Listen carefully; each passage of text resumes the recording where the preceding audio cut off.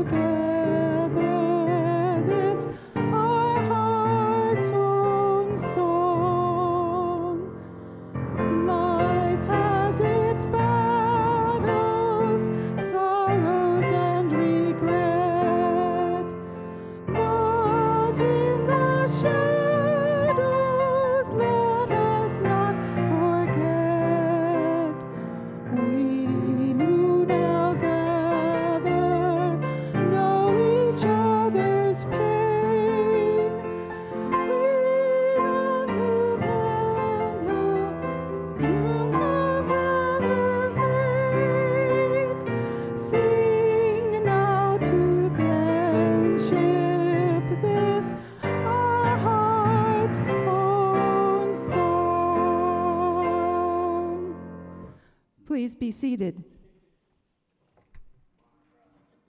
I invite you to come more forward, so I promise I don't bite.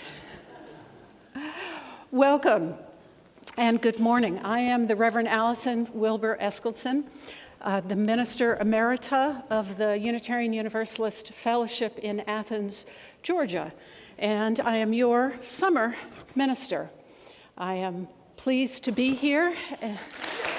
Thank you. Thank you. Even though I will not be in the pulpit each Sunday that I'm here, I will be behind the scenes helping to keep things afloat until your regular ministers return. It's good to give them an opportunity to take a little break and to go to General Assembly, and I know a couple of you are going to General Assembly as well. Your staff welcomed me this week, and thank you for your welcome. Now I want to return that favor by welcoming you. So thank you for being here. Whoever you are, wherever you come from, whatever your race, gender, identity, whomever you love, and wherever you are on your spiritual journey, you are welcome here. If you're visiting with us for the first time or perhaps second time, I invite you to rise in body or in spirit to let the congregation welcome you.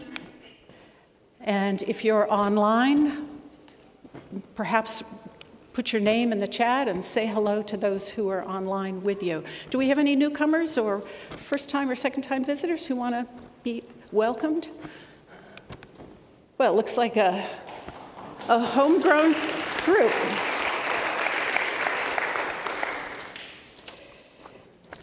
Thank you for choosing this congregation to be here on this Sunday morning, whether you've been here 1,000 times or just one time. A few brief announcements. If you have children or youth with you, they are invited to attend the religious exploration activities when the children are sung out after the time for all ages. And the speaker for next Sunday's Inquirer's Spiritual Odyssey, the Inquirer's is going to take place after this service at 11:15 in the Care Building, which is to the right after you exit the Sanctuary Building. The Spiritual Odyssey speaker for next week is Latricia Calaire, and I hope I'm saying her name correctly. I don't know if you're here or not. Let's see, and everyone is invited to coffee and conversation across the courtyard in the fellowship hall after the service. So hopefully I'll have an opportunity to meet more of you in the fellowship after the service. Before we proceed any further, I would like to remind you to turn off any phones or other noisemakers you may have with you so that they don't interrupt our service. I imagine that you know today is Father's Day. So congratulations to all of you who identify as fathers. Advertisers make a big deal about buying gifts and recognizing fathers. And whether you get a gift or not, I hope you feel welcomed, honored, and whatnot. But we can't pretend that all fathers are as honorable as we might wish them to be. And so we also have to acknowledge that Father's Day, like Mother's Day, can be somewhat painful for some people. And so if that is true in your case, may healing and wholeness come your way. Tomorrow is Juneteenth, as I'm sure some of you know. Yes. It is our most recent federal holiday, so banks and other things are going to be closed so that we can honor that day. Juneteenth is the celebration of the end of the enslavement of African Americans in Texas, when Union soldiers came in and told Texas they needed to get with the program. They needed to free their enslaved. That was in 1865, and that freedom didn't come until 2 years after the Emancipation Proclamation. So it was well past time. And it is well past our time to celebrate that day and to recognize that even though freedom came in 1865, we know the equality and equity is not ours now, and that this congregation and all of us in the world still need to do the work of justice to make that dream a better reality, more true. I now invite you to center yourselves and to bring yourselves fully into this time and this place. Get yourself ready to worship. Perhaps take a deep breath and just fully come into the presence of one another here. As David will ring our bell.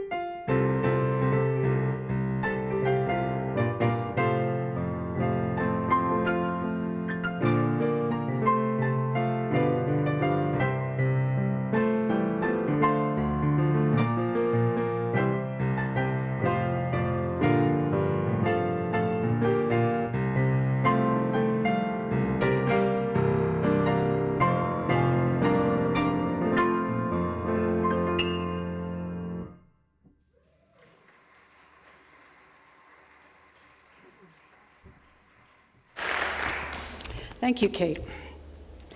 Our opening words are by the Reverend Jacob Trapp, titled To Worship.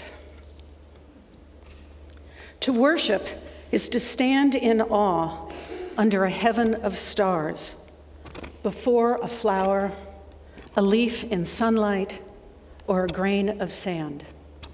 To worship is to be silent, receptive, before a tree astir with the wind or the passing shadow of a cloud. To worship is to work with dedication and with skill.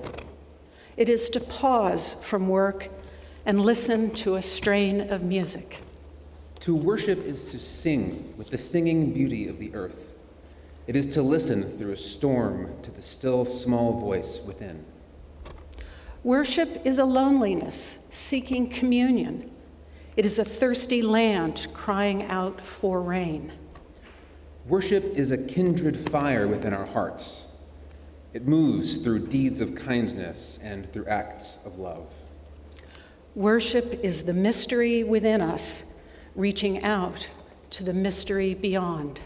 It is an inarticulate silence, yearning to speak. It is the window of the moment, open to the sky of the eternal.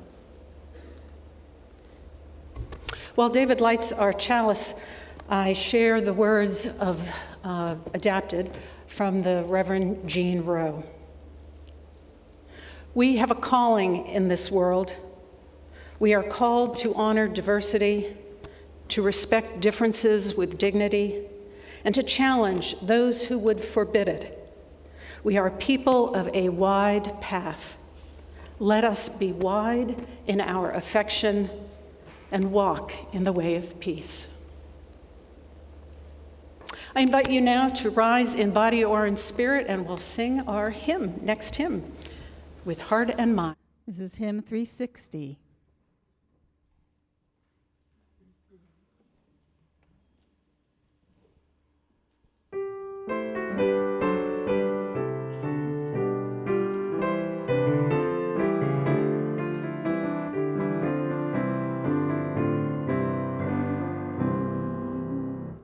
With heart and mind and voice and hand, may we this time and place transcend, to make our purpose understood, a mortal search for mortal good, a firm commitment to the goal of justice, freedom, peace for all. A mind that's free to seek the truth, a mind that's free in age and youth, to choose a path no threat impedes, wherever light of conscience leads. Our martyrs died so we could be a church where every mind is free. A heart that's kind, a heart to search, makes love the spirit of our church, where we can grow and each one's gift is sanctified in spirit's lift, where every door is open wide for all who choose to come inside. And now please turn and greet your neighbor.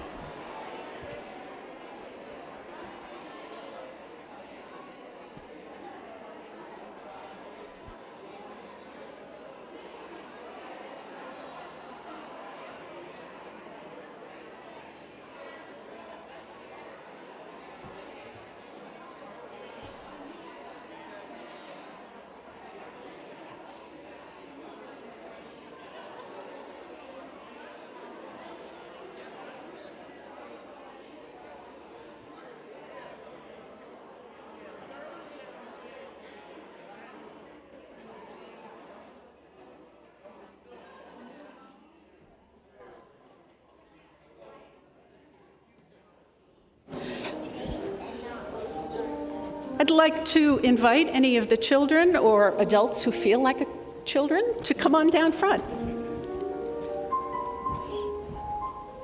Do we have any children who would like to come down?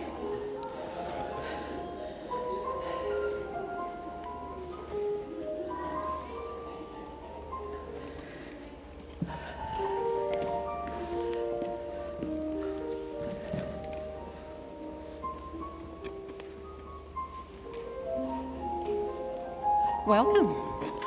It's nice to see you all.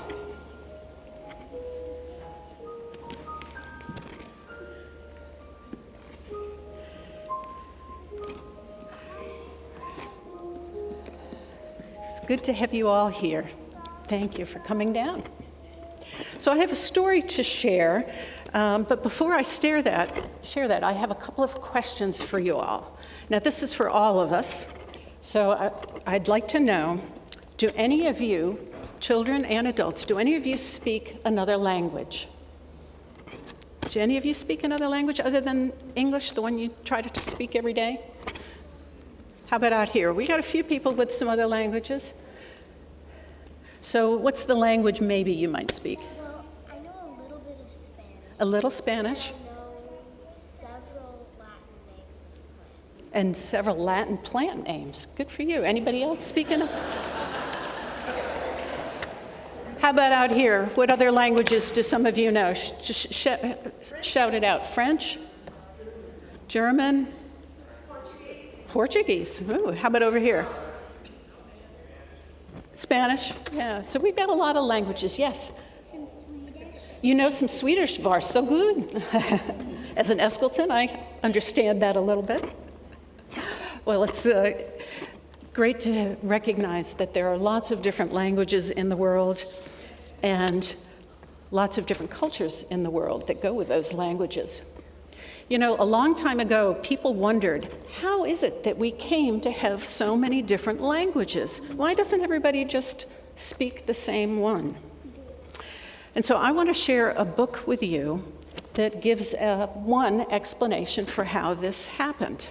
It's a book that comes from the Bible. It's called The Tower of Babel, although in the Hebrew Bible, Jewish people more often refer to it as the dispersion of Babel, because they have a little different take on the story than some might.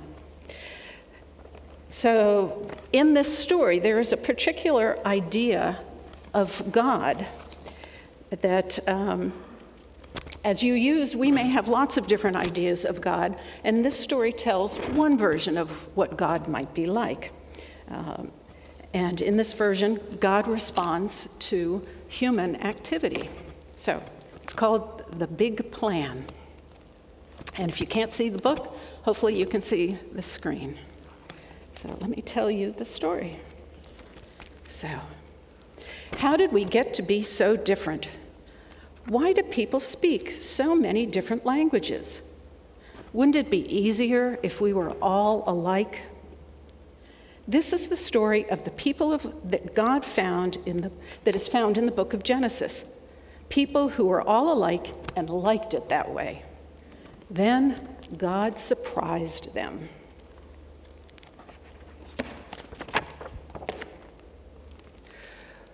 When the world started after the flood, that's Noah's flood, the children, grandchildren, and great-grandchildren of Noah and Naamah and all their descendants moved to a place called Shinar.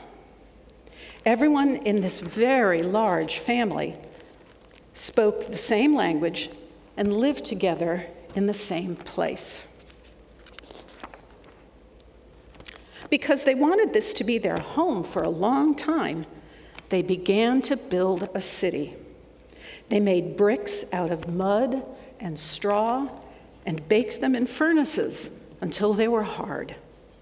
They used hot tar for cement to hold the bricks together. They said to each other, "Let's build a very big city with very tall buildings.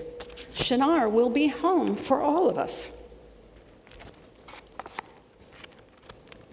If we build a very big city with very tall buildings, Then we can stay together.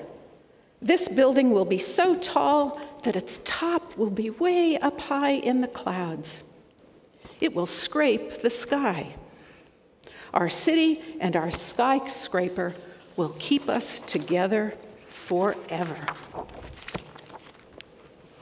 They liked living in a city where everyone knew one another. They liked speaking the same language. They liked being all the same. God saw them building their city so that they could all stay in one place. God listened to them all talking in the same language. And God said, "If I don't do something, everyone will be just like everyone else. Forever they'll be that way." God had a different idea, a plan for the world to be full of many different people, many different kinds of people. First, God gave them different languages to speak. Then God sent them out to live throughout the whole earth. The people who were building Babel had a little plan to stay together. Oh, I think I'm off. Sorry about that. The people who were building Babel had a little plan to stay together, but God had a bigger plan. God wanted to fill the world with different languages, different people, and different ways of living. And that's what God did. Can you imagine if everyone was all alike? Would that be kind of boring? I think so. Do you think God had a good idea? Was his plan a better plan than having everybody all alike? Yeah, I think so. Oh, see, some people like stamps and some people don't. That makes us all different.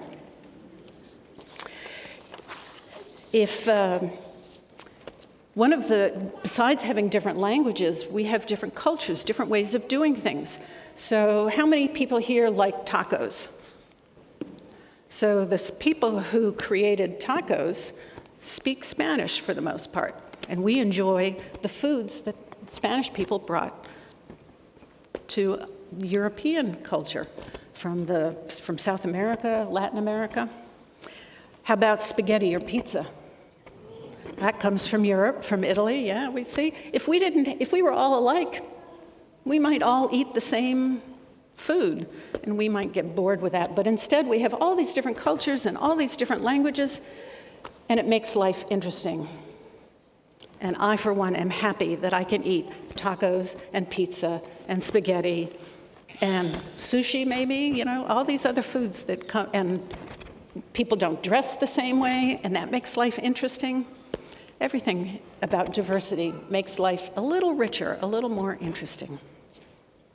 So thank you for listening to the story this morning, and let us sing our children out to their activities.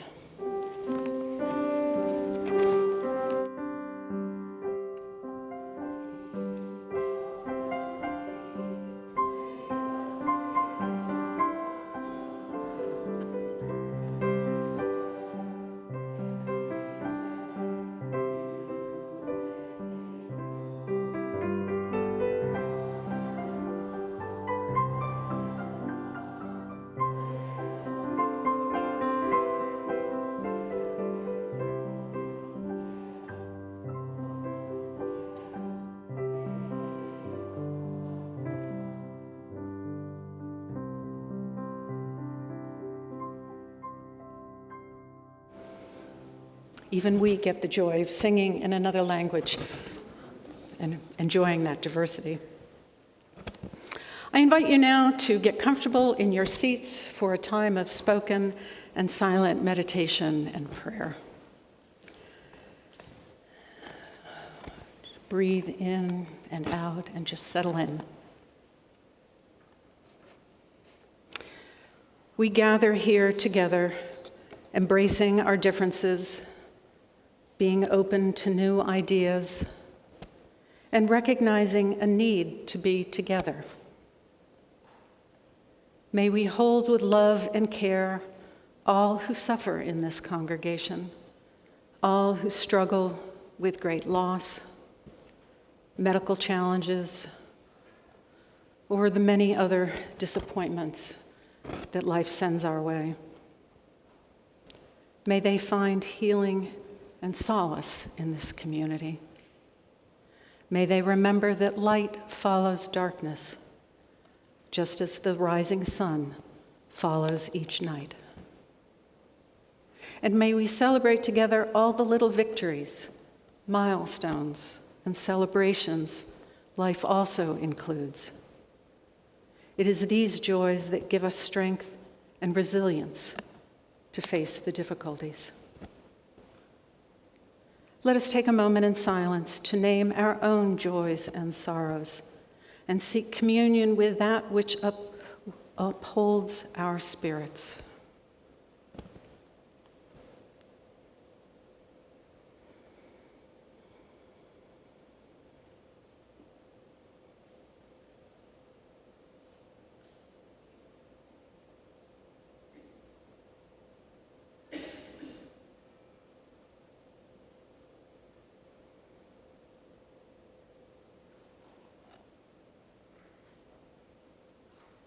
May the prayers and hopes of our hearts be realized.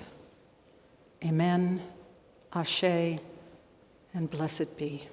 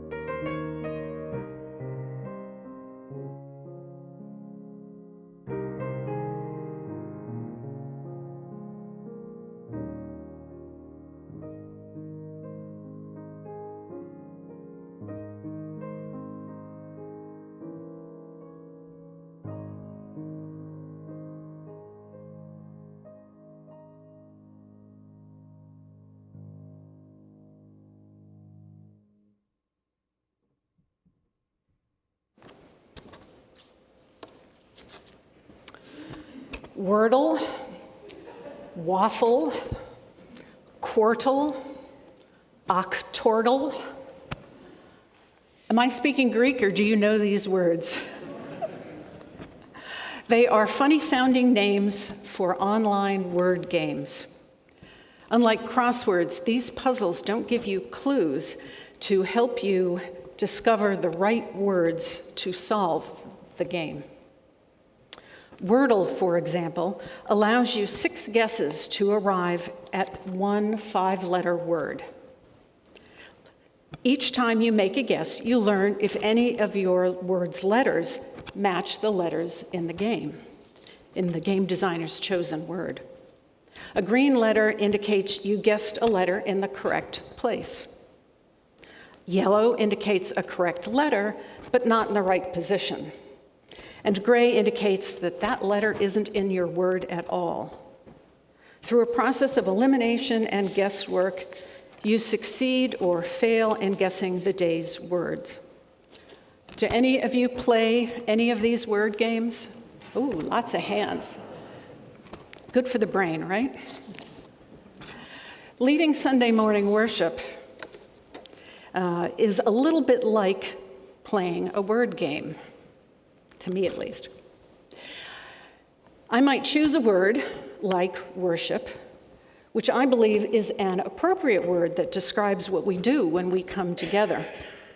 But my right word might be your wrong word. And I'm glad you don't hold up green or yellow or gray words to indicate what you think about some of the words I choose. Choosing words on Sunday morning in Unitarian Universalist congregations can be fraught with peril because in our tradition, we embrace a diversity of beliefs. A theist, a person who believes in a god or gods, may sit next to an avowed atheist. A mystic who believes in direct experience of divine or cosmic forces may sit beside someone who believes a bear or an eagle is their spirit guide. And next to that person may be someone who just wants to figure out how to be good and make the world a better place. With such theological diversity, speaking to a collective gathering like this can be a challenge because some words carry emotional baggage from negative past experiences with those particular words. Many Unitarian Universalists come to our congregations after fleeing religious traditions that may have used words in narrow, judgmental ways. Hearing those words can trigger traumatic memories. Others come for our openness and welcome to non-theists, panentheists, and others holding less mainstream views. When they hear traditional religious words like worship, God, or sin, they may think we mean those words in a way that denies or excludes their own beliefs. Yet others come from no religious background and for whom these words are either empty of meaning or who yearn for new meaning. I believe our faith tradition can serve all of us. By using words in ways that can be meaningful to us collectively and individually, we can help heal those in need of healing and open up certain words for greater inclusivity. Defining what we mean offers one solution. In the reading David and I shared earlier, to worship, Reverend Trapp opens up that term. Perhaps one expression resonated with you. Trapp begins with, "To worship is to stand in awe under a heaven of stars, before a flower, a leaf in sunlight, or a grain of sand." He says, "Worship is a loneliness seeking communion. It is a thirsty land crying out for rain. Worship is a kindred fire within our hearts. Worship is the mystery within us, reaching out to the mystery beyond." Trapp offers poetry and metaphor that can include an eternal deity, but does not limit worship's meaning to that one idea. The Reverend Michael Dowd, author of The Great Story, refers to religious language as night language. Night language points to something hard to describe, something elusive, hiding in the dark, not visible in the light of day. Religious language and myth includes metaphor, symbolism, and poetry. Religious words attempt to describe the inexplicable and ineffable. They circle around our experiences of awe and wonder, interconnection, and even communion with what lies beyond ourselves. I believe we need the specialty of religious language because empirical fact and scientific truth can't adequately address all of our experiences of being human. In contrast to Trapp and Dowd, the Merriam-Webster Online Dictionary gives two definitions for the verb to worship. One, to honor or show reverence to a divine being or supernatural power. And two, to regard with great or extravagant respect, honor, or devotion, as in celebrity worship. Taylor Swift and even Donald Trump come to mind for that second meaning. Synonyms include to adore, idolize, and venerate. These definitions, though traditional, don't do justice to the fullness of the word. I think they're out of date. They are certainly out of sync with our own usage. Someone in a congregation I once served believed we couldn't give words new meaning. He believed the dictionary and dominant culture's use was the only meaning a word could have, one he disagreed with. Religious words can held such power over him, he wouldn't even attend Sunday morning services in case we would use some of those words. His view acknowledges the power of words to hurt or heal, but it also denies that word meanings change over time. John McWhorter, distinguished Columbia University linguistics professor and author of Words on the Move, observes that over times, words have meaning creep. It's what makes reading Shakespeare and Melville challenging for us today. McWhorter shares an example from Moby Dick. In it, Melville describes sharks feasting on a whale carcass as hilarious. That's probably not your choice of word to describe a feeding frenzy of sharks on a bloody whale carcass. But in Melville's time, hilarious meant something akin to frenetic activity or liveliness, not humorous. Later, Melville uses hilarious to describe sailors dancing a jig, which might actually be humorous too.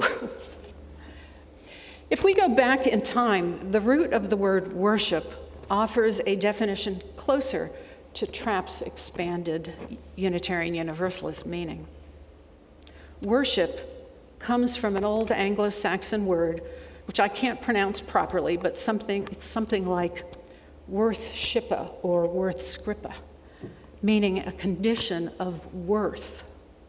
To worship, then, is to ascribe or shape things of worth. It is to lift up what is worthy. Whatever your theological beliefs, on Sunday morning we lift up what is worthy. Primarily, we examine some aspect of our shared values or principles. In one sense, it is these values that we hold worthy of our obedience, even if we don't follow them perfectly. In recognizing our diverse theologies, we're affirming the value of a free and responsible search for truth and meaning. In the story about God dispersing the people of Babel and making them speak different languages, the biblical storytellers indicate diverse language and cultures are desirable. I agree. In the words of the author of God's Big Plan, this was God's intent from the beginning of God's creation. Whether or not you believe in that particular idea of God or God's intervention with the people of Babel, it is true in a sense that at one time there was only one language. McWhorter writes in another book, The Power of Babel, quote, deducing from a combination of data from archaeology, paleontology, molecular biology, and anatomical reconstruction, we can be almost certain that the first human beings to speak language as we know it today lived in East Africa about 150,000 years ago. As humans moved out of Africa, language morphed into separate languages. All human languages spoken today have a common ancestry in that first proto-language. But it's unknown to us today because of the changing nature of language, which responds to historic events, cultural mixing, and dispersion. I'm sure you recognize even within our own country, in New England, people speak differently than Southerners, and Midwesterners may speak differently than Californians. Even within our own country, there is difference. McWhorter writes, quote, language is a parade. The word whose sound and meaning stays the same over centuries is the exception rather than the rule. This means that any traditional or dictionary definition of worship, prayer, or sin, and other religious words, is really just a snapshot in time. It indicates what a word meant at the time of the dictionary's printing, but not what it may mean later. Language is fluid and alive. We add new words and use old words in new ways, so it's illogical to claim words can't take on new meaning. Let's come back to the challenge of using words we can all find acceptable on Sunday morning. It is my belief that if we recognize we may be speaking different languages, even if we're using the same words, we may not mean the same thing. Knowing the variety of meanings they can contain, perhaps we can each find our own theological place within those words.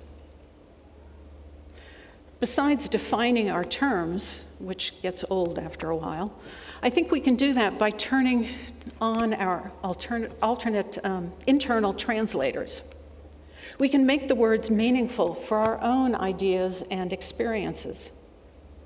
Personally, I don't believe in a supernatural deity who intervenes in our human affairs, one traditional idea of God.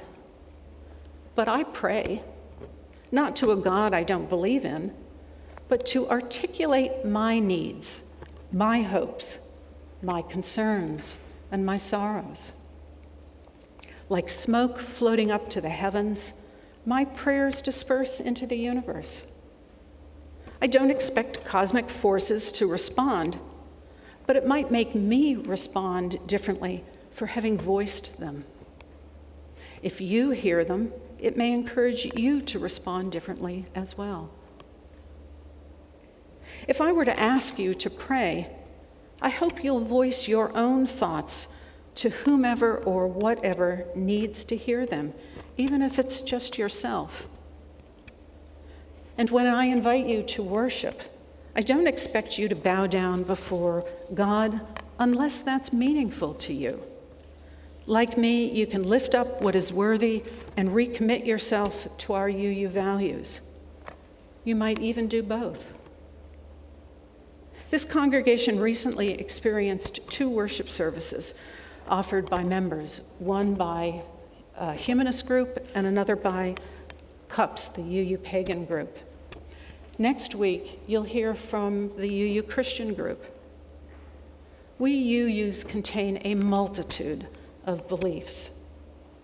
If we are to embrace them all, I believe we must accept, if not embrace, special language that attempts to identify our various experiences of the sacredness of life and of the divine. And there's another set of words you can interpret as you will, as you wish.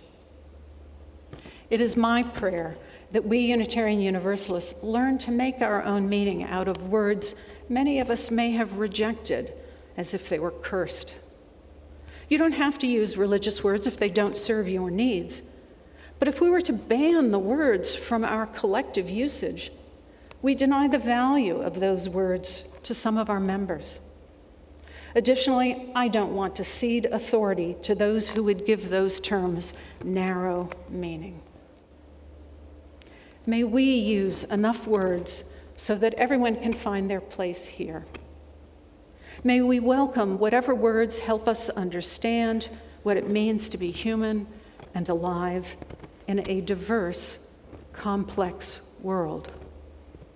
And may love and generosity be our guide in embracing our own wonderful Unitarian Universalist diversity. Amen, Ashe, and blessed be.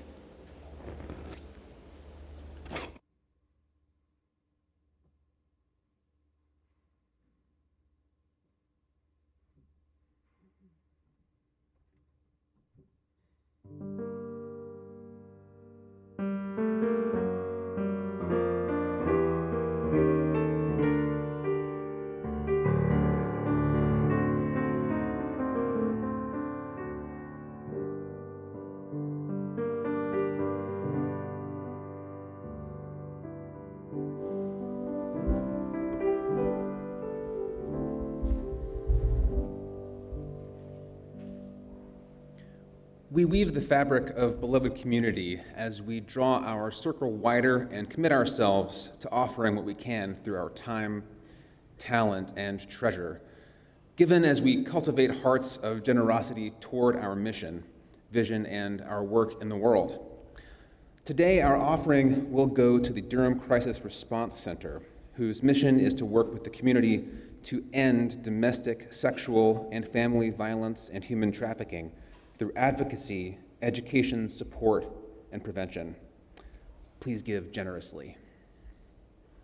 As the greeters come forward to pass the plates, if you do not have cash or checks on hand, we invite you to use the card in your pews by pointing your device to the QR code or go to ERUUF.org on your device and hit the Give Now button and follow the instructions from there.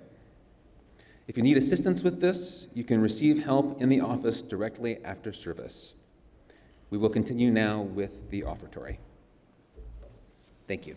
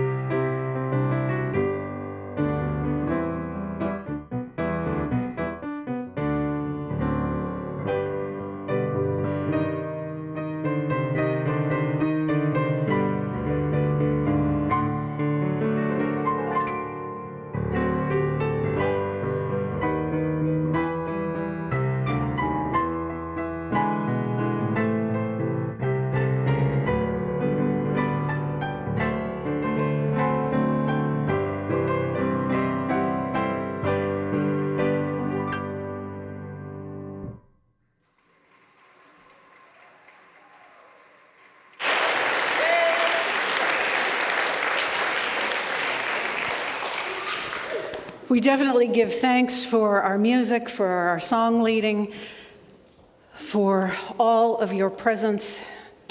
Let us give a round of applause to all that made this service what it is. Thank you.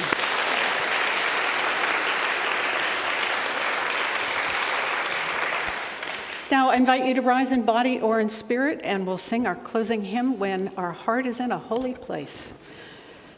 Number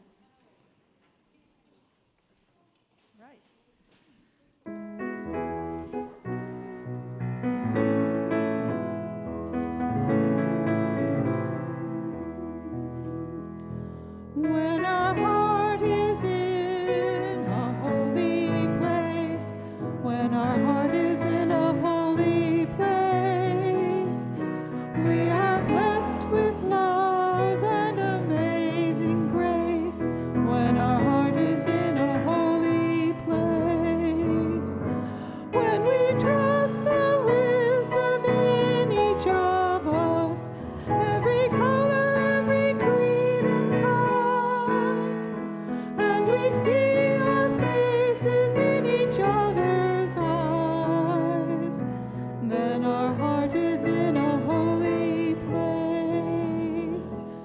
When our heart is in a holy place, when our heart is in a holy place, we are blessed with love and amazing grace. When our heart is in a holy place, when we tell our story from deep inside, and we listen with a loving mind, and we hear each voices in each other's words, then our heart is in a holy place. When our heart is in a holy place, when our heart is in a holy place, we are blessed with love and amazing grace. When our heart is in a holy place, when our heart is in a holy place.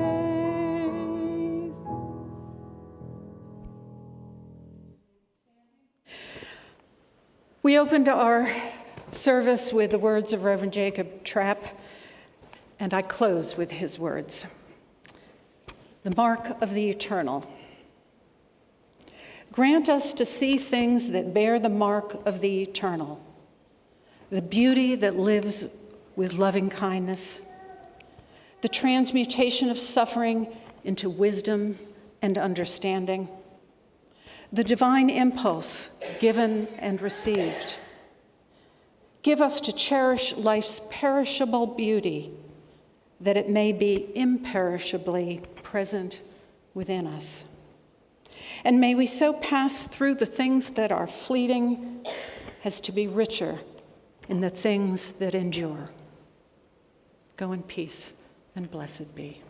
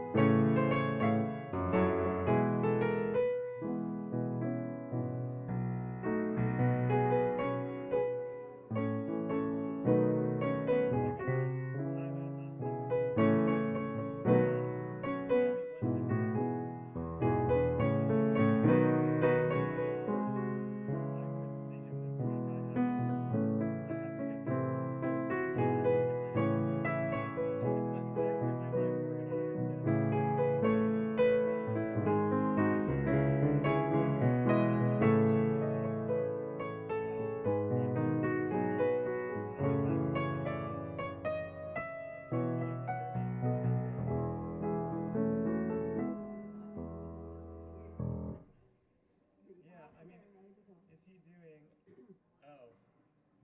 You have to play through the light going on. Oh, okay. One day it was like on,